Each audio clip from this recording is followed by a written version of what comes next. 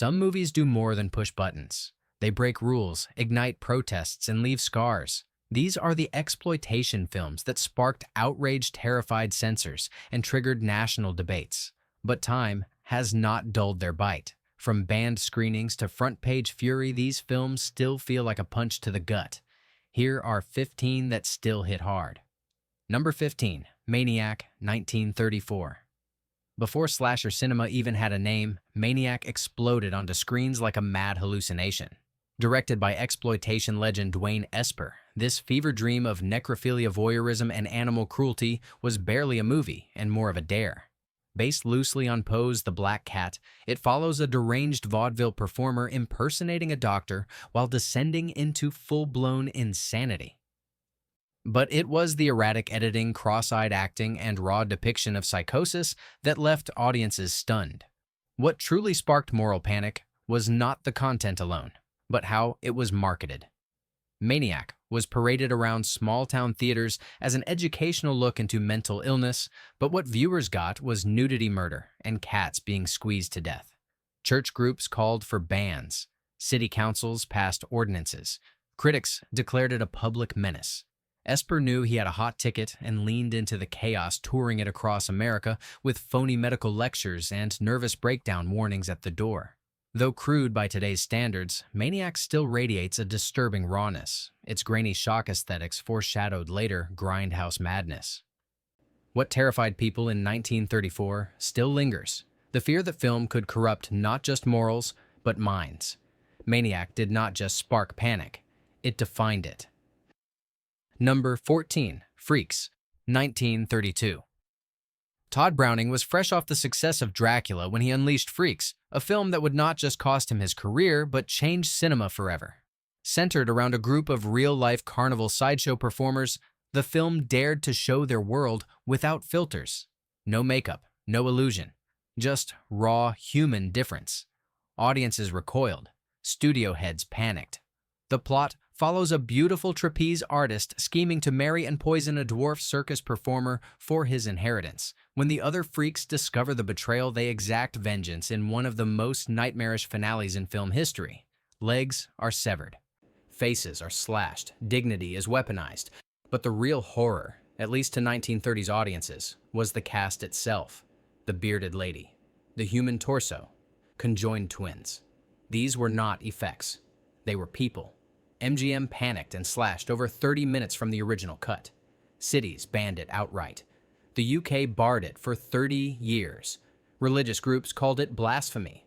But behind the outrage was fear. Fear of confronting physical otherness and moral ambiguity. Today, Freaks is hailed as a horror masterpiece, a humanist parable, and one of the bravest films ever made. But in 1932, it was pure cinematic heresy. Number 12, The Last House on the Left, 1972. Before Wes Craven became the master of mainstream horror, he dropped a cinematic bomb with The Last House on the Left. This was no ordinary horror flick. It was a shriek from the abyss. Loosely inspired by Ingmar Bergman's The Virgin Spring, it follows two teenage girls kidnapped, raped, and murdered by a gang of sadists. But the twist comes when the killers unknowingly seek shelter with one of the girls' parents, who soon realize the truth and take brutal revenge.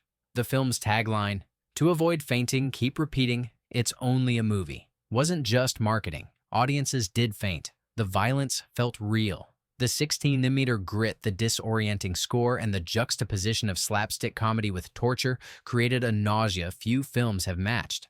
Protesters picketed theaters. Censors in the UK and several US states slapped it with bans. Even edited versions failed to quell the outrage. Craven insisted it was a statement about violence in America, especially in the wake of Vietnam and political disillusionment. But critics weren't ready. Some called it a masterpiece of psychological terror. Others labeled it dangerous filth. Today, it remains a jarring experience, not just for what it shows, but for how it dares you to watch. It left moralists panicked and viewers shaken, and it still does. Number 11, Ilsa, She-Wolf of the SS, 1975. Few exploitation films stirred as much disgust and fascination as Ilsa, She-Wolf of the SS. Marketed as a love story in a Nazi death camp, It follows the sadistic commandant Ilsa, who performs twisted experiments on prisoners while indulging in sexual torture. This Canadian-American co-production pushed every boundary of taste and ethics, and the backlash was swift. The film drew fire not only for its graphic violence, but for its fictionalization of real Nazi atrocities. Feminist groups condemned it as misogynistic pornography. Jewish organizations decried its exploitation of Holocaust imagery. Critics labeled it Nazi-exploitation trash. The UK banned it outright. Many US theaters pulled it after opening weekend, but underground audiences kept it alive. Midnight screenings, bootleg tapes, word-of-mouth legend.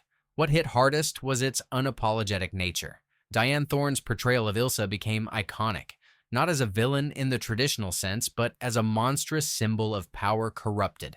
The film turned sadism into spectacle and challenged what should never be entertained.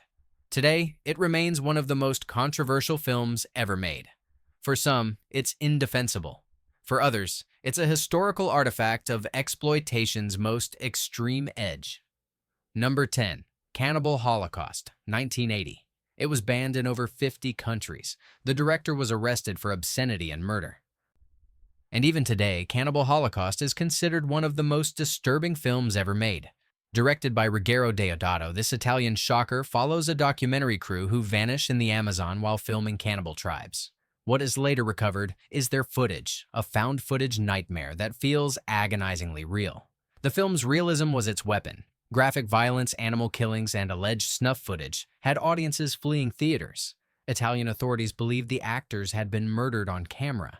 Deodato had to present the cast in court to prove they were alive, but even that didn't stop the avalanche of bans. The UK's infamous video nasty list featured it prominently. Activist groups demanded it never be shown again, yet despite, or because of, the panic, it sparked new ground. It pioneered the found footage genre decades before Blair Witch. It asked questions about Western colonialism, media exploitation, and moral hypocrisy. The horror didn't come from the tribes. It came from the so-called civilized filmmakers.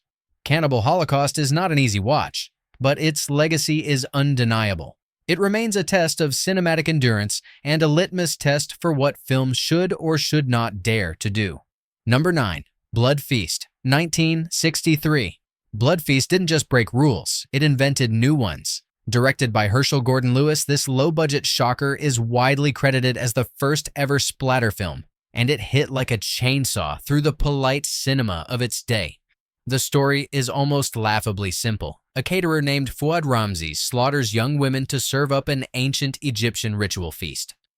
But it wasn't the story that triggered the moral panic. It was the gore. Tongues ripped out, limbs hacked, guts spilled, and all in glorious full-color close-ups. Audiences had never seen anything like it. The film's crude effects and stiff acting only made the horror feel more raw. In 1963, critics declared it cinematic garbage. Church groups protested it as filth. Some theaters handed out barf bags as a gimmick. Others were rated. The term gore porn hadn't been invented yet, but Blood Feast was its prophecy. Herschel Gordon Lewis didn't care. He marketed the controversy. He dared censors to stop him, and they tried. But the film made back its budget 100 times over. It became a blueprint for every slasher film that followed. Today, Blood Feast feels almost quaint, yet its influence is everywhere, and its panic? Still potent, because it proved that people would pay to be outraged. Number 8. Mondo Cane, 1962. Before reality TV, before shockumentaries, there was Mondo Cane, released in 1962. This Italian pseudo-documentary presented global cultural rituals as voyeuristic spectacle. From tribal scarification to animal cruelty and funeral rites, the film claimed to show the real world, but often exaggerated or staged its content for maximum shock. It didn't just upset viewers, it ignited a worldwide debate about ethics in filmmaking. Mondo Cane launched the Mondo genre and gave us the term shockumentary. Critics were torn. Some praised its brutal honesty. Others decried it as xenophobic exploitation. Animal rights activists were horrified. Governments in Europe and the Americas considered banning it outright. The Catholic Church condemned it. In the US, it was heavily censored, but still managed to earn an Academy Award nomination for its theme song, a strange contradiction for such a controversial film. But the moral panic wasn't just about the scenes on screen, it was about what they represented. Was this documentary? Or was it manipulation disguised as truth? Mondo Cane blurred those lines. It exploited real people and rituals for Western audiences to gawk at, and audiences did, in droves. Today it's viewed with discomfort but also respect, a chilling look at how cinema can provoke moral outrage while hiding behind the lens of reality. Number 7. Ms. 45, 1981. Abel Ferrara's Ms. 45 is not an easy film. It's angry, bleak, and violent, but it is also deeply powerful. Released in 1981, the film tells the story of Thana, a mute seamstress in New York City who is raped twice in one day. Afterwards, she snaps and begins a spree of vigilante executions against men she perceives as predators. It is exploitation cinema with a mission, and it sparked fear and fury in equal measure. What terrified critics and moral watchdogs was the film's cold gaze. There's no sweeping score, no cathartic closure, just rage. Ferrara didn't glamorize violence, he stripped it raw. Thana's transformation from victim to executioner played like a silent scream, and it hit a nerve. Feminist groups debated whether it was empowering or degrading. Conservative commentators called it dangerous propaganda. The MPAA threatened an X rating, yet underground audiences embraced it. Ms. 45 became a cult icon, especially in punk feminist circles.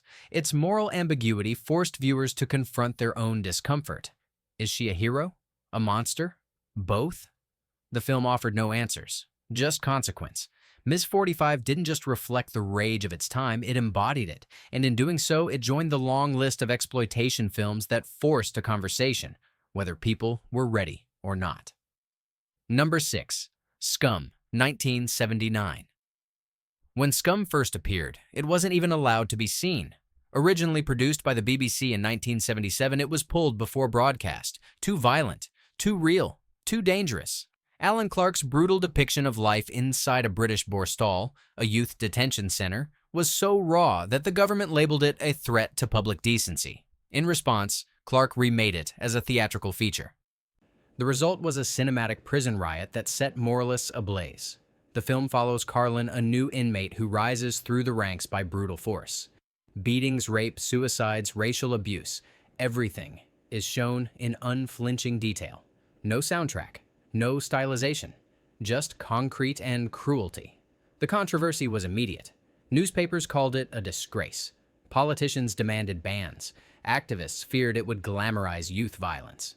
The UK Film Board tried to delay its release. Viewers were warned to stay away.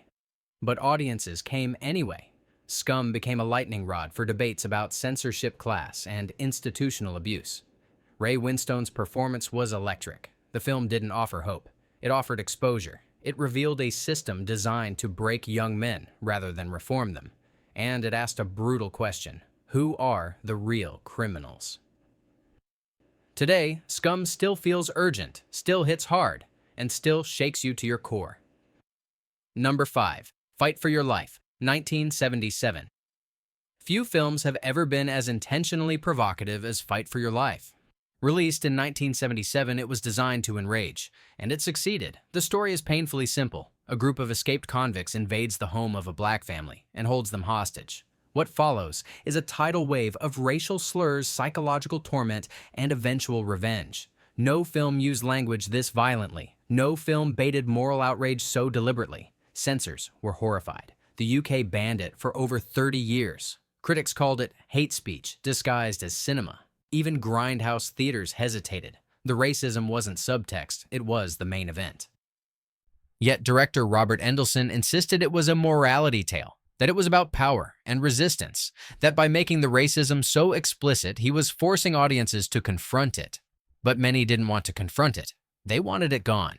Yet the film survived through bootlegs and cult screenings, because buried under the bile was a powerful arc. The family does fight back. The tables do turn. And in its most uncomfortable way, Fight for Your Life captured a raw emotional truth. that rage lives under the surface of injustice. It's not a pleasant film, but that's exactly the point. It was never meant to comfort, only to provoke. Number 3. Vice Squad, 1982. Vice Squad hit theaters like a gut punch in 1982, and few cities were ready for it. Centered on the violent underworld of Hollywood Boulevard sex work, the film follows a single night of cat and mouse between a cop and a sadistic pimp named Ramrod. But this wasn't noir fantasy. This was exploitation with its teeth bared. The panic began with Ramrod himself. Played with terrifying realism by Wings Hauser, he became one of the most disturbing villains of the decade. Brutal to women, manipulative toward the police, and driven by pure psychosis, he embodied every fear about urban decay. Moral watchdogs decried the film as sleaze. Women's rights groups accused it of glamorizing misogyny. The MPAA slapped it with an X rating. Theaters pulled it. Networks refused to advertise it. But Vice Squad refused to flinch. It showed the city as a meat grinder, and its women as survivors, not victims. It dared to say that justice was ugly, and survival came at a price. Hauser's performance was so raw, it bled off the screen. Today it remains a cult classic, praised for its gritty realism and unapologetic brutality. Moral panic only gave it more power, and 4 decades later, that power still burns. Number 2, thriller A Cruel Picture, 1973. Known as the most brutal of all rape revenge films, Thriller. A Cruel Picture was banned in Sweden, its country of origin. Starring Christina Lindberg as a mute girl forced into heroin addiction and prostitution after a sexual assault, the film became an underground legend of exploitation excess. Eyeball slicing, real corpses, hardcore inserts. It did not hold back. The outrage was immediate. Governments refused to classify it. Feminist groups called it sadistic. Many theaters wouldn't screen it without major cuts. Even in the US, the film ran under different titles with the explicit scenes removed. But the uncut version became holy grail material for Grindhouse fans, and its influence quietly spread. Quentin Tarantino later cited it as a key inspiration for Kill Bill. Lindbergh's eye patch look, the slow-motion gunplay, the silence of trauma. Thriller did not glamorize violence, it wallowed in it. It dared audiences to watch and then feel complicit. And while many critics still argue whether it's exploitation or feminist art, one thing remains clear. The panic was real, and the impact even more so. It may have been cruel, but it was unforgettable, and it never stopped haunting. Number 1. Class of 1984, 1982. Class of 1984 asked one terrifying question: what if your students wanted to kill you? Released at the height of fears over youth violence in American schools, this dystopian thriller imagined an inner-city high school overrun by gangs, guns, and chaos. When a new teacher tries to bring order, he becomes the target of escalating brutality, assaults, arson, murder. The film hit nerves everywhere. Teachers' unions protested. Schools banned screenings. PTA groups staged walkouts. Critics called it irresponsible fear-mongering. The punk gang, led by Timothy Van Patten, was seen as glorifying youth rebellion, while the teacher's final revenge, which includes stabbing, bludgeoning, and blowing up students, was deemed morally unhinged. But audiences showed up in droves, because underneath the chaos was a grim reflection of real-world fears. Director Mark Lester claimed the film was a warning, not a fantasy. But for many, it felt too close to home, especially as urban school violence began dominating headlines in the 80s and 90s. Class of 1984 was exploitation wrapped in social commentary. It left theaters reeling, censors scrambling, and viewers wondering, could this really happen? That question still lingers, and so does the film's impact. These films didn't just shock, they scarred. They forced culture to look at its darkest corners and dared censors to blink. Some were banned, others embraced, but none were forgotten. If you survived this list, tell us which one still haunts you. And subscribe for more forbidden cinema deep dives that still hit hard.